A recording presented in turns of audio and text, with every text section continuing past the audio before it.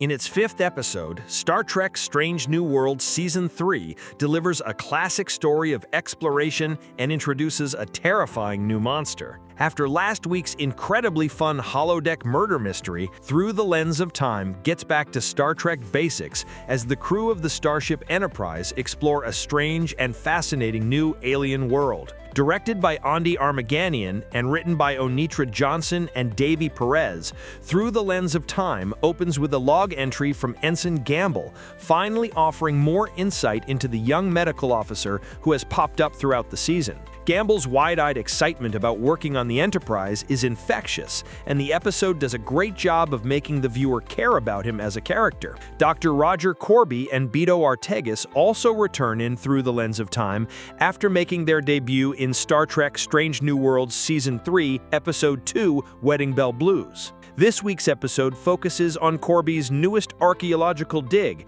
as he's accompanied by a landing party led by Nurse Christine Chapel. Through the Lens of Time explores a fascinating new alien world. Star Trek Strange New Worlds may excel at fun, self-referential episodes, but the show can still deliver an excellent story of exploration that feels every bit like classic Trek. When Korby, Chapel, and the landing party discover a massive underground temple on an alien planet, they set out to investigate, searching for ancient technology that may contain the secret to immortality. The mission quickly turns dangerous when Ensign Gamble picks up an orb that explodes in his face. In a particularly gruesome injury, Gamble loses both of his eyes, prompting Captain Christopher Pike to order the landing party to return to the ship. Before they can, however, the temple locks down, trapping them inside. With its massive interior and shifting hallways, the temple defies logic, and the landing party is separated.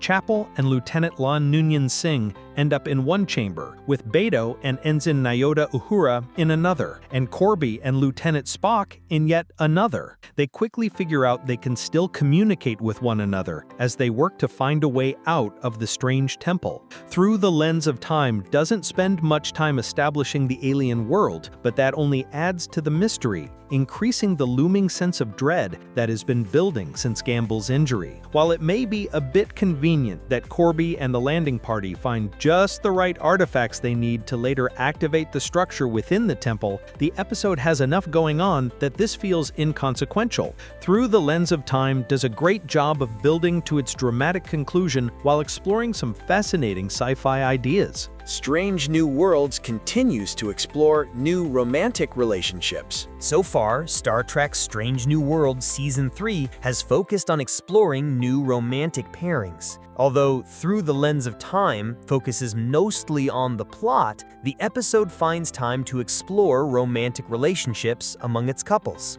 Chapel and Korby continue to have great chemistry with one another, and a delightful scene early in the episode shows their similar sense of humor, hinting at why they work well together. Spock and La'an have apparently decided not to label their relationship, and Chapel and Spock continue to feel awkward around one another. Erica Ortega's brother, Beto, remains adorably infatuated with Ensign Uhura as their flirtatious relationship teased in Wedding Bell Blues continues. Through the Lens of Time puts all of these couples together in a dangerous situation full of unknowns, and the result is a fascinating exploration of their characters. Before the mission even truly begins, Through the Lens of Time does a wonderful job highlighting how great these characters are, with a handful of incredibly charming scenes. But after Gamble's horrific injury, the episode turns serious, delivering one of Strange New Worlds' darkest storylines so far. A terrifying new threat to the Federation